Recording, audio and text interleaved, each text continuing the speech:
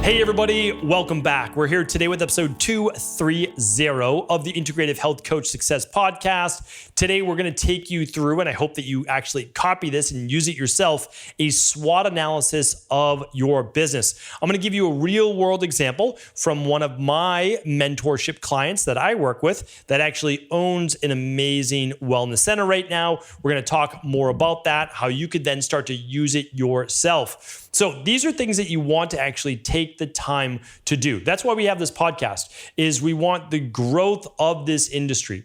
It does not matter whether you're a personal trainer, a chiropractor, acupuncturist, naturopathic doctor, integrative health practitioner, etc. It does not matter.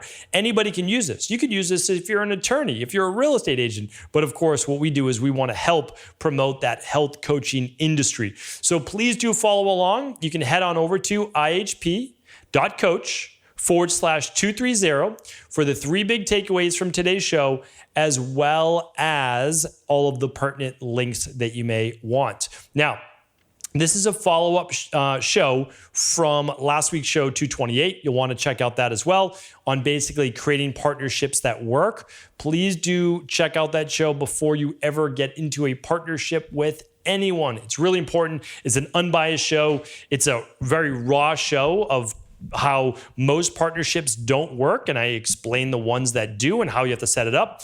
And this is the SWOT analysis that I referred to. All right, so let's dive right into it. What exactly does a SWOT analysis mean? Well, it stands for strengths, weaknesses, opportunities, and threats. So just like I talk about on my Mindset and Motivation Monday shows, is about self-awareness.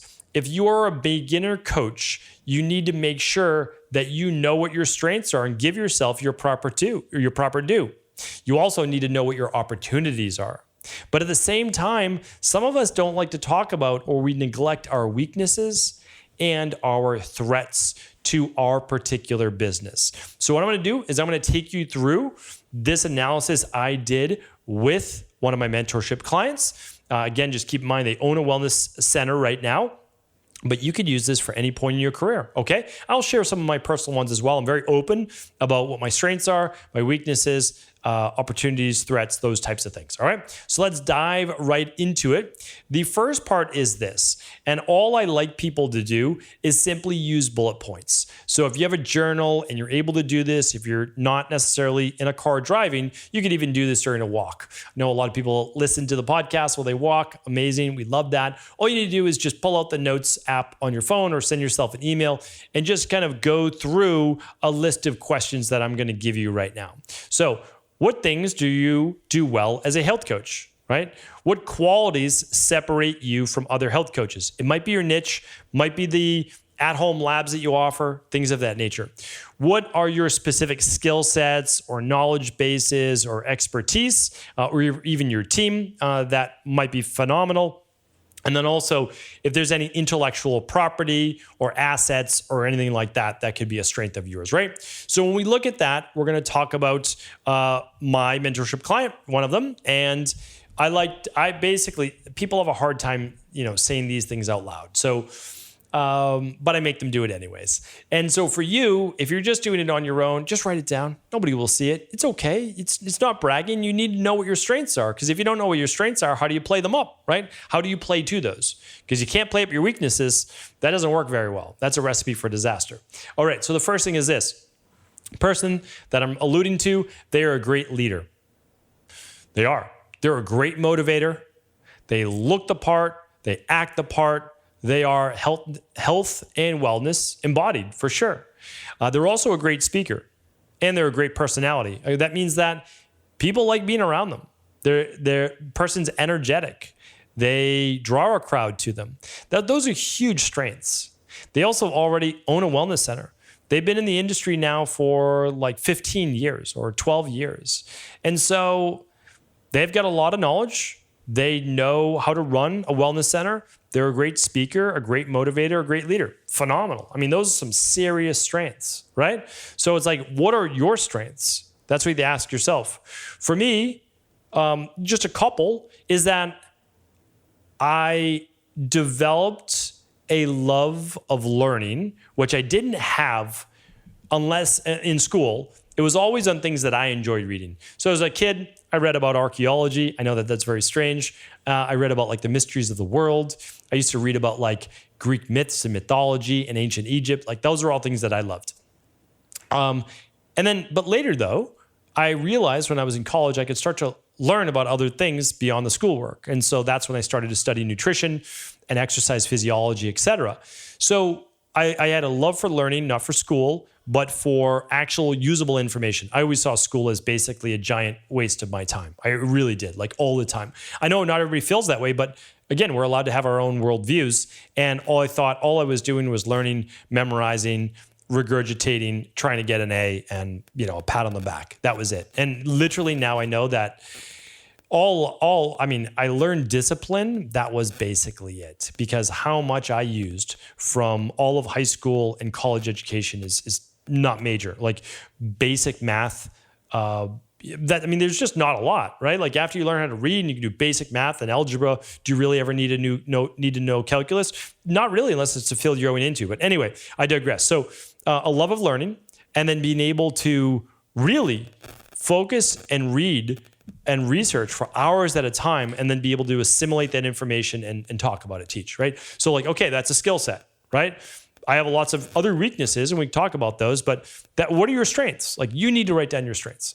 And then next, and if you don't feel comfortable writing your strengths, write your weaknesses first, and then go to your strengths, because you can't talk negatively about yourself all the time, right? Like that's not good.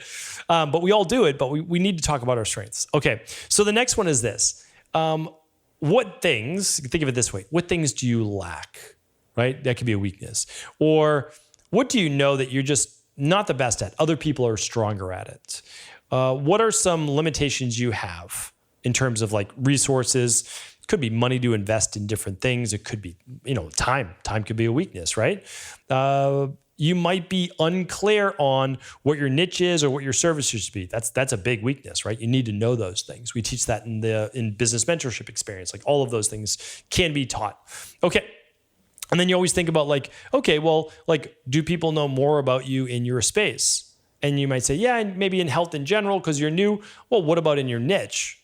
Well, probably not, right? Because if you've done IHP and you maybe even done and read or you take one of the health results accelerators, or you read 6 books or 10 books in your area, probably not, right? There's not a lot of people that know more than you in that space. So that's great. So again, I work with this mentorship client, and there's where they don't use social media. Doesn't make a lot of sense, right? Great speaker, great motivator. They look the part. They have great energy, and they don't use social media. So their greatest strength, you could actually say, is a weakness, because nobody gets to see it except for the people inside the wellness center.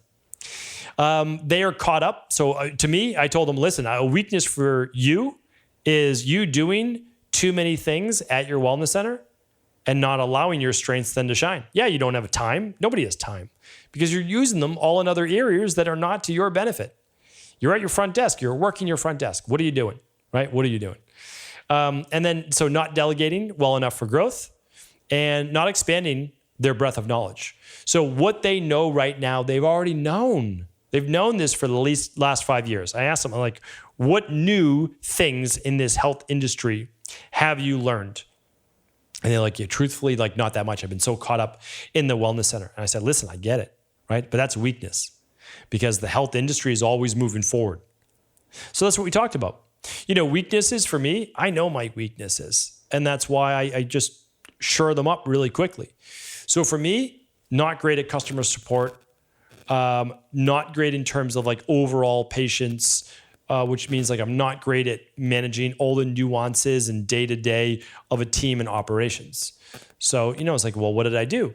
I hired a manager. I've hired multiple operations people. I hire great customer support. I hire people to help out where I'm weak. And I know that you may not be able to do that in the beginning. That's okay. Neither did I. I knew those were my weaknesses, but guess what? I still did them. And what did it lead to? A lot of stress, right? It was stressful starting my businesses from scratch, because I had to do a lot of things that I was weak in. But I knew that once I was able to earn a little income, then I could hire people for those positions, even part-time. I had a part-time assistant that came in for 3 hours, 3 days a week. That was it. And they help with all the things I wasn't good at, like invoices and filing. Like, it's not difficult to file. I just didn't like it. It was a weakness. Like, it was that part of my brain I do not do well with those tasks. I just don't.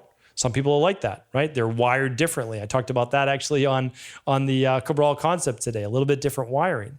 So just know what your weaknesses are. You don't have to be ashamed of them. You don't have to be upset about them. It's just, that's part of who you are. You can change if you want to, but I'd rather have you play to your strengths. That's what makes you great. That's what makes you unique. All right, opportunities. So opportunities are thinking about where may you not be reaching all of the clients or people that you could be reaching right now. Like, how are you missing people? How could you help them in that way? What are some new trends in the health-based industry that could serve your niche? So you don't have to move your niche. It's just like, what are these things that could also help your niche? And then also, are you just reaching as many synergistic coaches, health companies, social media accounts, influencers, et cetera, online, so that you can bring more people into your ecosphere, help your clients, and basically it's a win-win-win, right? It's a win for you, your clients, the other companies or people that you may be working in. So those are all opportunities. For my client, I said, you've been offering the same services, which are great, for many years now. Why aren't we expanding? Right? That's an opportunity. All you need to do in terms of your wellness center is use one of your treatment rooms that isn't busy all the time, right? So we condense the massage room. How can we use this wellness center room for something else? Bring in an already busy acupuncturist, or turn it into an infrared sauna, turn it into a recovery wellness-based room. Now you've got other clients coming in for exercise or massage or whatever it is, and you can be offering those same people another opportunity to enhance their health. And you then are earning more income for your wellness center yourself as well. So everybody wins. Like, you always have to look at it as a win-win-win. I mean, that's really the way that it is. Hire more great team members. Okay, they win because they have a job. Then they help clients. Okay, the client wins because they're getting a great health service. And then if all of that goes well, you win. I've always talked about that. We have a podcast on it. We'll try to link it up today at episode 2030 or 230. And you, as the owner of your business, you always win last, and that's okay. You provide great service first to your team. Your team provides great service to your clients, and then you win. Now, if you don't have a team, that's okay. You provide great service to your client, and then you get compensated for that. So just look at the opportunities. Possibility of reaching more people, that's the thing. So one, on now, you can bring in a recovery aspect, an anti-aging rejuvenation. That's the new trend, right? So we bring that in for his wellness center. And then what do we do? Okay, well, huge opportunity to be able to pair exercise, massage, all of that with recovery. And in the future, maybe even an esthetician, skincare, more rejuvenation-based therapies. But also, we're missing out on thousands to tens of thousands to hundreds of thousands of people over the next few years on social media. The big opportunity is reaching more people, right? So now whatever you're doing offline in your wellness center, you could be doing online as well. Can you provide a massage online? No, but you can absolutely provide health coaching. You can absolutely provide, your services from a knowledge perspective online. Either way, you want to build that community. Even if it's local, social media is going to help. So that was one of the biggest things. We got to get you online. And then what are the threats?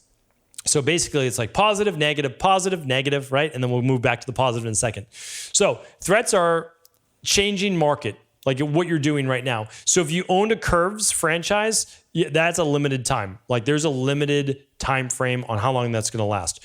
That's the way that it is for a lot of places like that. So changing regulatory environment, that's a big one too. So if you were doing massage like 50 years ago and there wasn't licensing, okay, well then there started to be licensing, right? That's really important. Even in the field of naturopathy. So like it was only in a couple states. And then if you wanted to be a licensed naturopathic doctor, you needed to say, okay, I'm now going to become a licensed doctor. Now I need to do electronic medical records. I need to be doing this. I need to be doing that. And a lot of doctors of naturopathy were like, no, I'm not going to do that. Like, I want to practice how I want to practice. And so it doesn't mean that you need to conform. I didn't conform. I think what it means is like you need to know how you're going to practice and then start to move in that direction. And that's totally fine. A lot of health coaches are worried about like not being a licensed registered dietitian. You don't have to be. You just can't do the work of a licensed registered dietitian. Like, that's the thing. It's like you're providing health-based education and knowledge. So it's just understanding that. And then also understanding the wants, needs, interests of your current community and how you may need to change with what they want in the future. It's hard to always provide the same thing and expect people to stick around forever. Just keep that in mind. So, just give you an example. What this mentorship client is going to do as well is they're already an IHP, which is phenomenal. They're an IHP 2, and they're now taking high performance health. So for them, they want to learn more about the anti-aging and rejuvenation, which I think for them is phenomenal because they already are an expert in exercise. They already know about massage. Like, that's not difficult for them to do. Okay, how do we then say, you have all of these clients. How can we help those clients then with sauna, with red light, with PEMF, like all of these different things. And then they have now another service that they can use, but one more reason not to leave your wellness center or leave you as a coach. You've got more that you're able to then provide them in terms of knowledge. So the same thing is like, okay, you're working with someone with Hashimoto's, like a thyroid issue, low thyroid. Okay, well, once they get better and their thyroid isn't low anymore and they don't have any more autoimmune based issues because their TPO antibodies are fine, what do they do after that? Like, what's the next thing that you can help them with? That's something to think about, right? Because that's a threat. Because then if not, like, you help the client, but then they're gone. And, sometimes you want that. That's okay. But to me, there's no end of the road in terms of becoming healthier. That's how I look at it. So it's like, what's the next thing I can help with my client? So I gave this mentorship client other things. Being a one-person show will not work to grow. So you can't be the doer of all things. You need to develop a leader beyond yourself, so a good general manager. You have to be willing to delegate other things for other people to do so that you're not doing all of those things, especially because you could be working with more clients if you wanted to. And one session of working with a client might pay for like 5 hours or more, maybe 10 hours of an assistant. So getting them to see that. And then making sure that you keep your employee turnover low, because they have a team. And so since they have a team, you don't want to have to be replacing people all the time. Make sure that it's a good environment, that they're paid well, they have good clients, they're busy. That's the biggest thing. So the last part is this.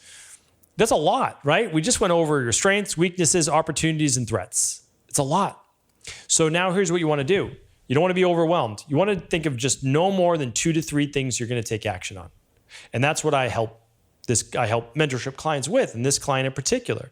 I said, the first thing is this: we're going to get you posting on social media. Because if you ever need to hire someone, you can just put it out there on social media. If you're looking for more clients, they're there on social media. If you want to reach different types of audiences, that's there on social media. And so just like anybody else, even though they're a good speaker, all of these things, they're nervous about doing it. I said, listen, in the beginning, you don't have any followers anyways. You've only got 20, 30, 100, 300 followers, and only a fraction of those see your videos anyways. So all we're going to do is we're going to start posting once a day. And I gave them the BME schedule that we have, the business mentorship experience schedule of how you set up your posts every day and all those different things, the different topics. And we just kept it simple. And so that's it. Once a day. That's what they need to start doing. And no big deal for the first week, month, even let's say like 4 or 5 months, but it's going to start to grow after 6 months, a year, and that will be something that they will be glad they did. I always talk about it. Listen, I very much regret not starting a YouTube channel back in 2007 when I was helping as an expert on other people's YouTube channels, helping to grow their channels. And I should have been doing it myself. And that would have been phenomenal today. I would have been reaching millions to potentially tens of millions of more people, which is the ultimate goal, to reach more people, help more people. But that's okay, because I also love the journey, and that's what I want you to think about too. You're on the journey. This is the start. I'm still feel like I'm on the start of my journey. That's the truth. All right. So the first thing was get on social media, post once daily. That's it. The second was this: offer one ancillary service. And so I said, listen, one more treatment room. What do you want to be doing with it? Right? I said, just choose. If you don't want to move out the massage therapy bed, no problem. Bring in acupuncture. Bring in one other service that you think could be also great with that massage therapy table. So that's what we're doing. We're just choosing one additional service, and then we can grow every quarter to adding one more service on top of that. Could be the compression leggings, we call them. Could be a PMF mat on top of the massage table. There's a lot of things that you can do, right? And so that's what we talked about. And the last one is this: hire a great general manager. Hire someone that's already an employee of yours and have half their hours be what they're doing in service, and then half their hours be as a general manager overseeing things, so that you can begin to then be more creative and grow beyond that. I'll do a whole podcast on that one. That's a key thing. I did it from the very beginning, and it's the number one thing that I did. It costs you less as an owner, and you're helping, though, to guarantee an income from one of your best people, and then it allows you to then be able to grow and expand as well. Hopefully today's Integrative Health Coach Success podcast was helpful. Let us know what you thought in the comments, and of course, any other ideas for future shows. Have an amazing day. We'll talk with you soon.